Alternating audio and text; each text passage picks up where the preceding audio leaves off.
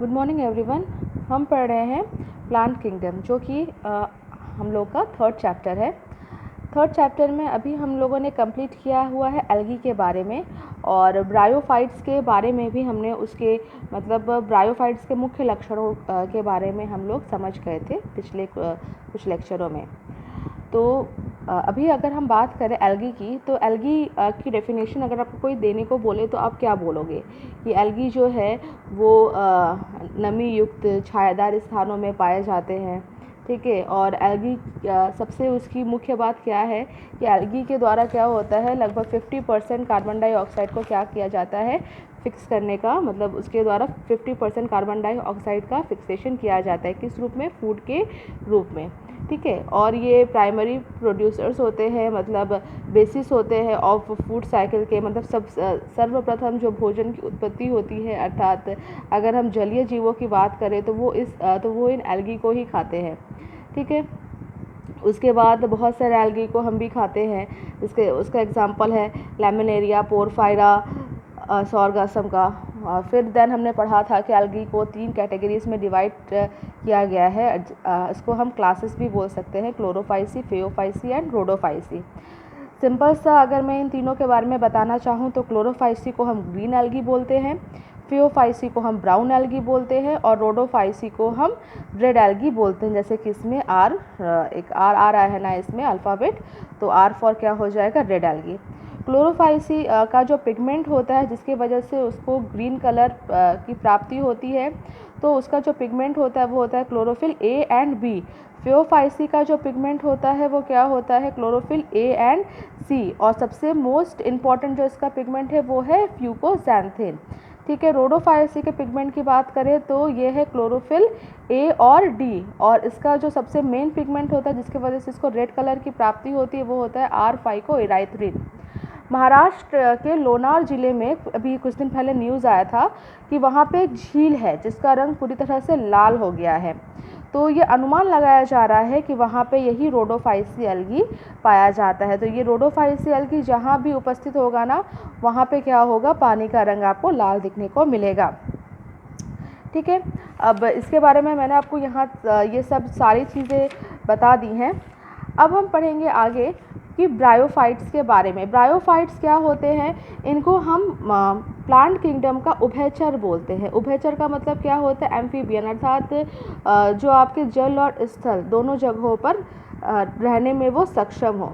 चूँकि ये जल स्थल दोनों जगहों पे हम इसको किस लैंग्वेज में, क्योंकि ये कोई मेढक तो है नहीं कि जब मन किया पानी में चले जाएं और जब मन किया हम स्थल में आ जाएं, तो इसको हम उभयचर क्यों बोलते हैं। ये बहुत अच्छा एक क्वेश्चन आता है कि एम्फीबियंस ऑफ प्लांट किंगडम किसको बोलते हैं, तो वो है ब्रायोफाइट्स। क्यों बोलते हैं, क्योंकि ब्रायोफाइट्स के जो प्लांट्स होते हैं ना, वो आपको प्राय मॉइस्ट एरियाज़ में दिखने को मिलेंगे, मतलब जहाँ पे नमी बहुत ज़्यादा होती है वहाँ पे ये दिखने को मिलेंगे, ठीक है। इनके आसपास पानी का होना बहुत ज़रूरी है, क्योंकि जो रिप्रोडक्शन होता है, रिप्रोडक्शन के लिए ये अपने में से जो गैमेट्स को रिलीज़ करता है, वो गैमेट्स क्या होते हैं, पानी के माध्यम से ही एक दूसरे के पास पहुँच के फर्टिलाइजेशन का प्रोसेस उनमें हो पाता है, ठीक। तो ब्रायोफाइट्स क्या होते हैं, ये मॉइस्ट शेडेड एरिया, मतलब ये नमी वाले स्थानों या छायादार स्थानों में ये उगते हैं। और वो कौन से स्थान होते हैं, वो आपके हिल्स हो सकते हैं, मतलब पहाड़ हो सकते हैं, डैम्प मतलब कोई दलदली वाला स्थान भी हो सकता है, ह्यूमिड मतलब नमी वाली कोई जगह हो सकती है, और शेडेड लोकेलिटी मतलब कोई छायादार कोई लोकल स्थान हो, ठीक है। इसका जो थैलस होता है, थैलस लाइक प्रोस्ट्रेट और erect attach to substratum with help of rhizoids. अब देखो, अगर मैं यहाँ पे आपको फिगर दिखाऊं तो ये ब्रायोफाइट है, ठीक है ना। इसका जो थैलस है, ये थैलस क्या है, ये थैलस ये प्रोस्ट्रेट है, मतलब इस तरह से, प्रोस्ट्रेट मतलब होता है सोया हुआ, शयान हिंदी में बोलते हैं इसको, ठीक है। तो ये आपका पूरी तरह से सोया हुआ होता है, और मिट्टी से क्या होता है, ये आपका चिपका हुआ होता है। तो प्रोस्ट्रेट का मतलब इसी को बोलते हैं, ठीक। उसके बाद इसकी जो मेन प्लांट बॉडी होती है वो होता है गैमेटोफाइट। गैमेटोफाइट हम किसको बोलते हैं, अर्थात जिसके प्रत्येक कोशिका में गुणसूत्र क्या रहे, पेयर्स के फॉर्म में ना रहे, ठीक है। मैंने ये सब मैं आपको पहले भी बता चुकी हूँ, लेकिन फिर से एक बार आज इसको मैं पूरा रिवाइज करवा रही हूँ। उसके बाद अगर सेक्स ऑर्गन की बात करें तो ब्रायोफाइट जो होते हैं वो आपके मतलब फ्रेगमेंटेशन के द्वारा, एसेक्सुअल, स्पोर्स के द्वारा और सेक्सुअल, तीनों तरह के इसमें रिप्रोडक्शन पाया जाता है। लेकिन सबसे इम्पॉर्टेंट जो रिप्रोडक्शन होता है वो होता है सेक्सुअल रिप्रोडक्शन। सेक्सुअल रिप्रोडक्शन कैसे होता है? इसमें एंथ्रीडियम पाया जाता है और आर्चिगोनियम पाया जाता है। ठीक है, अब ये देखो, यहाँ पे आपको दिख रहा होगा, यहाँ पे हिंदी में लिखा है ना स्त्री धानीधर, तो स्त्री धानीधर को हम बोलते हैं आर्चिगोनियम। ठीक है, और ये आपका पूधानीधर होता है, पूधानीधर को हम बोलते हैं एंथ्रीडियम। इस एंथ्रीडियम में अर्थात इस पूधानीधर में क्या बनते हैं? इसमें एंथ्रोजॉइड्स बनते हैं, मतलब इसमें पुमाड़ू बनते हैं। ठीक है, और ये जो आर्चिगोनिया जो होती है ये फ्लास्क शेप होती है। इसका अगर ये वाला पोर्शन देखोगे ना माइक्रोस्कोप से, तो ये कुछ इस तरह से फ्लास्क शेप का ये स्ट्रक्चर होता है, फ्लास्क शेप होता है ये, और इसके अंदर एक अंडा अर्थात एग उपस्थित रहता है। जब इस पूधानीधर द्वारा, पूधानीधर लिखा है ना, यहाँ पे धर आ रहा है, मतलब धारण करने वाला, किसको? पुमाड़ुओं को। तो जब ये पुमाड़ुओं को धारण करता है, ठीक है, और जब ये पुमाड़ु जो होते हैं अर्थात जो एंथ्रोजॉइड्स जिसको हम इंग्लिश में बोलते हैं एंथ्रोजॉइड्स, जब वाटर में रिलीज़ हो जाते हैं तो ये एंथ्रोजॉइड्स क्या करते हैं? पानी में तैरते हुए इसके पास पहुंच जाते हैं। ठीक है, इस फ्लास्क शेप आर्चिगोनियम के पास पहुंच जाते हैं और इस एग को फर्टिलाइज वो कर देते हैं। तो इस तरह से इनमें फर्टिलाइजेशन का जो प्रोसेस है वो पूरा कंप्लीट हो जाता है, और फर्टिलाइजेशन के बाद जो जाइगोट बनता है उसको, उस जाइगोट को हम क्या बोलते हैं? उस जाइगोट को हम बोलते हैं स्पोरोफाइट, जो कि कुछ समय तक अपने मतलब अपने गैमेटोफाइटिक प्लांट बॉडी से जुड़ी रहती है। क्योंकि रिप्रोडक्शन का जो प्रोसेस होता है वो यहीं पे होता है, अर्थात जो स्पोरोफाइट जो आपके बनते हैं, तो स्पोरोफाइट क्या होगा?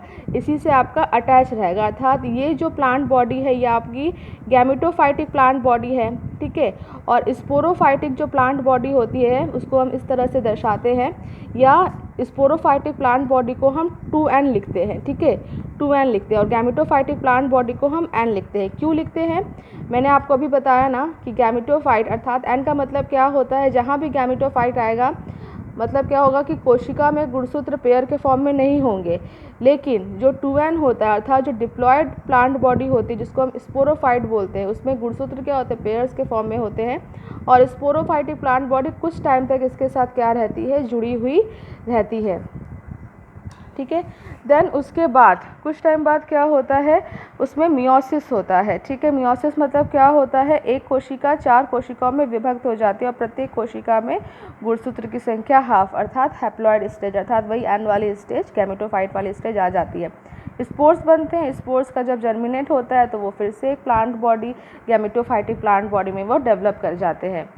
इतना अगर लेक्चर, अगर आपको इसमें कुछ कन्फ्यूज़न है तो आप प्रीवियस लेक्चर, ठीक इसके जो पहले वाला लेक्चर था आप उसको जाके देख सकते हो।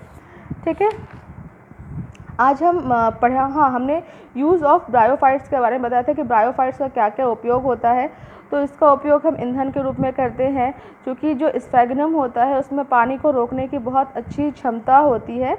तो इसके द्वारा क्या होता है, इसमें हम नर्सरी वगैरह के लोग वहाँ पे क्या करते हैं कि छोटे छोटे पौधे को इसी के अंदर बंद करके एक स्थान से दूसरे स्थान पे वो ले जाने का काम करते हैं। अगर कोई बहुत ज़्यादा पहाड़ी स्थान है, वहाँ बहुत बड़े बड़े चट्टान पाए जाते हैं और हमारे में उतनी क्षमता नहीं है कि हम जेसीबी के द्वारा या किसी भी मैकेनिकल फोर्स के द्वारा हम उन चट्टानों को तोड़ सकें, तो वहाँ पे अगर हम लाइकेन और मॉसेस को उगा देते हैं तो वो चट्टानों को अपघटित कर देते हैं और मिट्टी में उसको कन्वर्ट कर देते हैं, तो उस मिट्टी में हम पौधे को उगा सकते हैं। ठीक है, ये डेंस मैट्स भी बनाते हैं, मतलब इसकी ब्रायोफाइट्स में जो मॉसेस होते हैं वो क्या करती हैं, वो एक जगह पे पूरी बिछ जाती हैं और वहाँ पे एक सघन परत बना देती हैं जो मृदा अपक्षरण को रोकती हैं। ठीक है, अब इस ब्रायोफाइट्स को भी 2 भागों में डिवाइड किया गया है, लीवरवर्ट्स और मॉसेस में। उससे पहले मैं आपको एक चीज़ बताना चाहती हूँ जो मैंने अभी कुछ देर पहले लिखा था। स्फैगनम को हम एज ए पीट के रूप में भी उपयोग करते हैं। अगर आपके पास एनसीईआरटी की बुक होगी ना तो उसमें आपको लिखा होगा। तो पीट क्या होता है, ये एक प्रकार का कोयला होता है जो प्राकृतिक रूप से पौधे के सड़ने से उत्पन्न होता है। इसमें क्या होता है, इसमें पानी की अधिक मात्रा होती है लेकिन इसमें ऑक्सीजन नहीं होता। अच्छा, ये आपको पता है कि नहीं कि कोयला जो होता है, ठीक है, कोयला जो होता है वो एक तरह से प्राप्ति हुई है प्लांट्स के द्वारा। बहुत टाइम पहले ऐसा माना जाता था कि आप पढ़ोगे 12th क्लास में कि गोंडवाना काल में, या पढ़ा भी होगा आपने ज्योग्राफी में, कि गोंडवाना काल में क्या हुआ था, उस टाइम बहुत बड़े बड़े मोटे मोटे वृक्ष हुआ करते थे। वो वृक्ष भूकंप के कारण पृथ्वी के अंदर जाके दब गए, और उन्हीं वृक्षों उन्हीं वृक्षों का एक रूपांतरित रूप है कोयला, ठीक है, क्योंकि जब कोई भी चीज़ भूमि के अंदर चली जाती है तो वहाँ पे ऑक्सीजन की प्राप्ति नहीं होती, ठीक है, तो ऑक्सीजन की वहाँ पे वहाँ पे ऑक्सीजन आपका एब्सेंट है, ऑक्सीजन वहाँ पे है ही नहीं, और साथ ही साथ में हाई टेम्परेचर होता है, हाई प्रेशर होता है, जिसके फलस्वरूप क्या होते हैं, उनका एक ट्रांसफॉर्मेशन हो गया उन मोटे मोटे पेड़ों का एज ए कोयले के रूप में। तो जो भी हमको कोयला मिलता है ना, तो कोयले को हम क्या बोलते हैं कि वो पौधे का एक जीवाश्म है, ठीक है, मतलब आज जो कोयला जो हमारे सामने है वो और कुछ नहीं है, वो पहले के प्लांट्स हैं। इसी तरह से जो पेट्रोलियम है, पेट्रोलियम को बोला जाता है कि ये समुद्र के जीव जंतुओं के अवशेष हैं, ठीक है। आप पढ़ोगे, हो सकता है आपने पढ़ा भी होगा, काफ़ी अच्छा टॉपिक है ये कि कोयले का कैसे बना, पेट्रोलियम कैसे बना। फिलहाल अभी हमको पढ़ना है लीवर वर्ड्स के बारे में कि लीवर वर्ड क्या होते हैं। लीवर वर्ड्स प्राय नमी छायादार स्थानों जैसे नदियों के किनारे, दलदले स्थानों, गीली मिट्टी, पेड़ों की छालों आदि में पर उगते हैं, मतलब वही जहाँ पे नमी होती है वहाँ पे ये पाए जाते हैं। लीवर वर्ड्स की पादप का अर्थात प्लांट बॉडी जो होती है वो थैलॉइड होती है। थैलॉइड मतलब क्या होता है, जिसकी हम रूट, स्टेम और लीफ को उसमें हम डिफ्रेंशिएट ना कर सके, अलग अलग ना कर सके। इसका एग्जांपल है मार्केंशिया, ठीक है। थैलस पृष्ठाधर अर्थात डॉर्सी वेंट्रल होते हैं, मतलब इनका डॉर्सल साइड अलग होगा दिखने में और वेंट्रल साइड अलग होगा।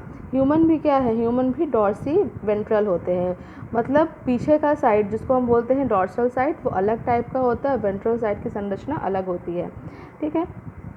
तथा अधस्तर सबस्ट्रेट से बिल्कुल चिपके रहते हैं, ठीक है।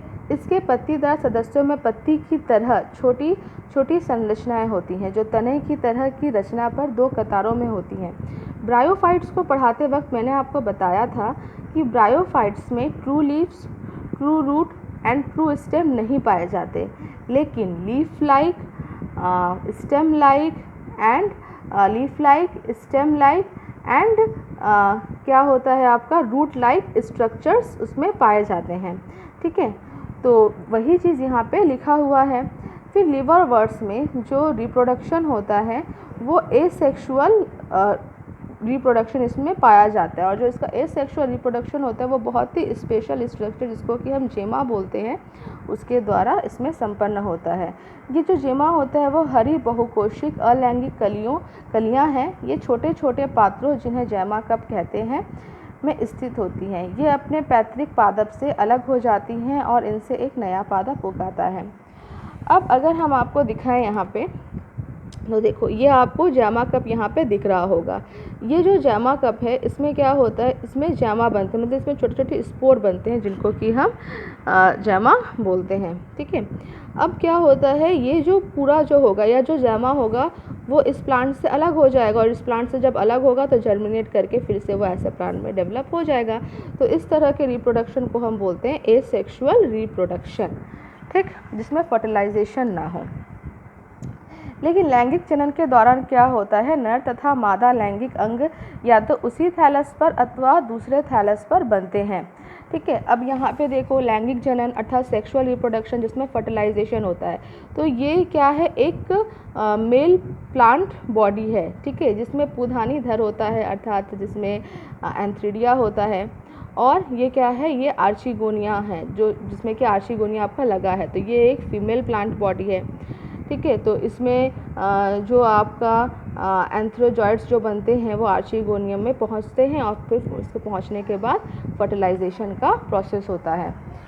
अब जो स्पोरोफाइट होता है उसकी संरचना देखो कैसी होती है। स्पोरोफाइट में एक पाद मतलब फुट, ठीक है, सीटा तथा कैप्सूल होता है। मियोसिस के बाद कैप्सूल में स्पोर बनते हैं। स्पोर से अंकुरण होने के कारण मुक्तजीवी युग्मोद्भिद बनते हैं। अब ये आपका स्पोरोफाइट की संरचना है। स्पोरोफाइट में क्या होता है, फुट होता है। इस फुट के द्वारा क्या होता है, वो मदर प्लांट बॉडी से जुड़ा होता है। ये सीटा होती है, ठीक है, कैप्सूल और फुट के बीच का जो स्थान होता है। और कैप्सूल के अंदर स्पोर्स का फॉर्मेशन होता है। जब इस कैप्सूल के अंदर स्पोर्स बहुत ज़्यादा हो जाते हैं ना, तो ये जो कैप्सूल होगी वो ऊपर से क्या हो जाएगी, फट जाती है और स्पोर क्या होते हैं, रिलीज़ हो जाते हैं। और स्पोर से फिर क्या होगा, न्यू प्लांट बॉडी का डेवलपमेंट हो जाएगा, ठीक है। चूँकि स्पोरोफाइट जो होते हैं, ठीक है, जिसको हम हिंदी में बीजाणु उद्भिद बोलते हैं, वो आपके डिप्लॉयड होते हैं, ठीक है। इसमें जब मियोसिस डिवीज़न होता है, तो मियोसिस डिवीज़न होने के बाद इसमें क्या बनती हैं, 4 सेल्स का निर्माण होता है। और प्रत्येक सेल में क्रोमोसोम की संख्या क्या होती है, हैप्लॉयड होती है, मतलब अगुणित इसमें क्रोमोसोम पाए जाते हैं, ठीक है। तो यह आपका हो गया लिवर वर्ड्स के बारे में एक स्मॉल सा डिस्क्रिप्शन। उसके बाद है मॉसेस क्या होते हैं। तो मॉसेस, अब यहाँ पे समझो, मॉसेस के लिए मैंने बहुत ही अच्छा एक शॉर्ट में पूरा बना के रखा हुआ है। तो मॉसेस में मतलब ये एक तरह का आपका ब्रायोफाइट है, लेकिन मॉसेस एक डेवलप ब्रायोफाइट की कैटेगरी में आता है। इसका जो इसमें जो प्रीडोमिनेंट जो स्टेज होता है, अर्थात प्रभावी जो अवस्था होता है, वो गैमेटोफाइट है। ब्रायोफाइट के कोई अगर आपसे पूछे कि ब्रायोफाइट की डोमिनेंट अवस्था क्या है, मतलब उसका प्रभावी अवस्था क्या है, तो वो गैमेटोफाइट है। गैमेटोफाइट एक प्लांट बॉडी होती है, चाहे हम ब्रायोफाइट्स की बात करें, चाहे हम एल्गी की बात करें, ठीक है। अब गैमेटोफाइटिक का मतलब आपको समझ में आया होगा।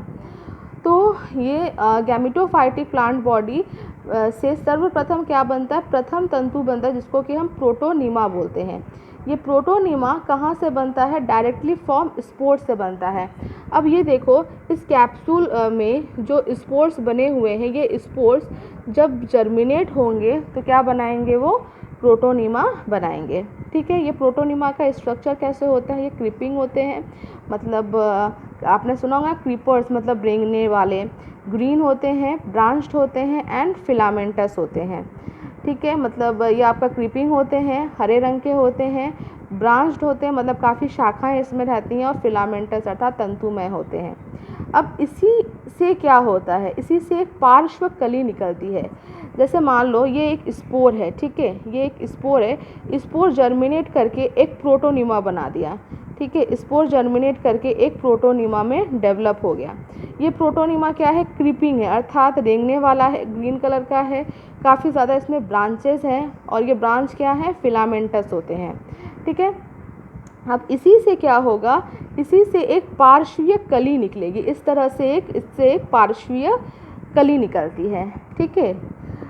पार्श्वीय कली के रूप में लीफी स्टेज इसमें उत्पन्न होगा। लीफी स्टेज मतलब ऐसा एक मतलब एक ऐसा इस तरह से पार्श्वीय कली ये उत्पन्न होगा, धीरे धीरे ये बड़ा होगा, और इसमें क्या होगा, छोटे छोटे लीव्स लगे होंगे, छोटी छोटी पत्तियां इसमें लगी होंगी, और इसको हम बोलते हैं फ्रॉम सेकेंडरी प्रोटोनीमा। चूँकि ये आपकी, इसको हम बोलते हैं प्रथम तंतु, प्राइमरी प्रोटोनीमा, और इस प्रोटोनीमा से ये निकले हैं, तो इसको हम बोलेंगे सेकेंडरी प्रोटोनीमा, ठीक है।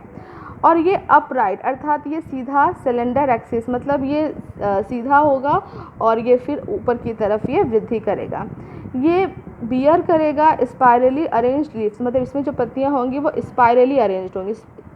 स्पाइरली का मतलब क्या है, ये अगर शाखा है तो इस शाखा में एक पत्ती यहाँ, एक पत्ती यहाँ, एक पत्ती यहाँ, एक पत्ती यहाँ, इसको हम बोलते हैं स्पाइरली अरेंज्ड लीव्स होंगी।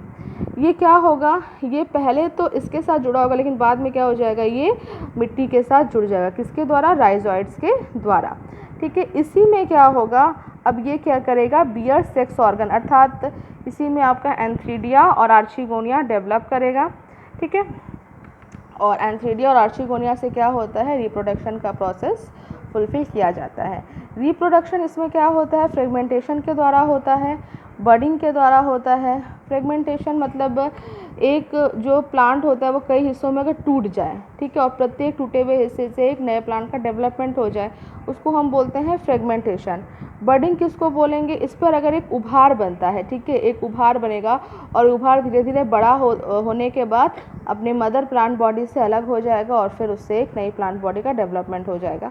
सेकेंडरी प्रोटोनीमा मतलब जो ये वाला जो स्ट्रक्चर है, ठीक है। सेकेंडरी प्रोटोनिमा के फ्रेगमेंटेशन और बडिंग होने से उसमें रिप्रोडक्शन का प्रोसेस होता है। सेक्सुअल रिप्रोडक्शन क्या होता है, इसी में एंथ्रीडिया और आर्चिगोनिया बनते हैं। एंथ्रीडिया जो है वो आपका मेल सेक्स ऑर्गन है और आर्चिगोनिया जो है वो फीमेल सेक्स ऑर्गन है।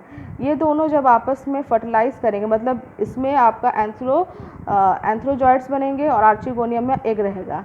एग और एंथ्रोजॉइड्स के फर्टिलाइज होने के बाद जाइगोट बनता है और जाइगोट को हम बोलते हैं स्पोरोफाइट। इसका जो स्पोरोफाइट होता है वो भी डिवाइड होता है 3 पार्ट्स में, फूट, सीटा और कैप्सूल में। कैप्सूल में फिर से क्या होंगे, स्पोर बनेंगे और स्पोर जर्मिनेट करके फिर से गैमेटोफाइटिक प्लांट बॉडी में उनका डेवलपमेंट हो जाएगा। ठीक, तो ये है आपका एक जैसे ऊपर वाला जो एग्जाम्पल है, ऊपर का ये एग्जाम्पल है मार्केंशिया का। तो इसका जो थैलस देखो, इसका थैलस आपका प्रोस्ट्रेट है, मतलब शयान है, सोया हुआ है। इसमें देखो छोटे छोटे जड़ की तरह कुछ रचनाएं दिख रही हैं। इसी को हम बोलते हैं, हिंदी में बोलते हैं मूला और इंग्लिश में बोलते हैं राइजोइड्स। ठीक है। इसमें देखो जो मार्केंशिया है अर्थात जो लीवर वर्ट की कैटेगरी में आता है, इसमें आपका जैमा कप होते हैं। जैमा कप में क्या उपस्थित रहते हैं, जैमा उपस्थित रहते हैं जो कि क्या करेंगे, एसेक्सुअल रिप्रोडक्शन में हेल्पफुल होते हैं। यहाँ ये दोनों आपके मॉसेस हैं, ये फ्यूनेरिया है और ये स्फेगनम है। इसमें देखो, इसमें एक इसका मुख्य अक्ष होता है, अर्थात ये जो संरचना है, ये संरचना को हम बोलते हैं सेकेंडरी प्रोटोनिमा। और सेकेंडरी प्रोटोनिमा किससे निकलती है, सेकेंडरी प्रोटोनिमा निकलती है प्राइमरी प्रोटोनिमा से। सेकेंडरी प्रोटोनिमा कुछ इस तरह का स्ट्रक्चर होता है, इसमें लीव्स होते हैं और ये इसका क्या है, ये इसका सीटा है जिसमें कि छोटा छोटा कैप्सूल भी होगा, कैप्सूल के अंदर स्पोर होंगे।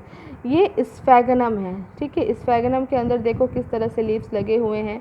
ठीक है। और प्रपर्ण मतलब लीव्स ही होते हैं, छोटे छोटे लीव्स होते हैं, इसकी शाखाएं हैं। तो उम्मीद है कि आपको ब्रायोफाइट्स के बारे में पूरा ये जो लेक्चर है समझ में आया होगा। और अभी मैं कुछ क्वेश्चंस आपसे पूछूंगी, उस क्वेश्चंस का आप मुझे जवाब देना। ठीक है। नेक्स्ट वीडियो में मैं एक छोटा सा वीडियो बनाऊंगी जिसमें कि मैं केवल क्वेश्चंस पूछूंगी। Thank you.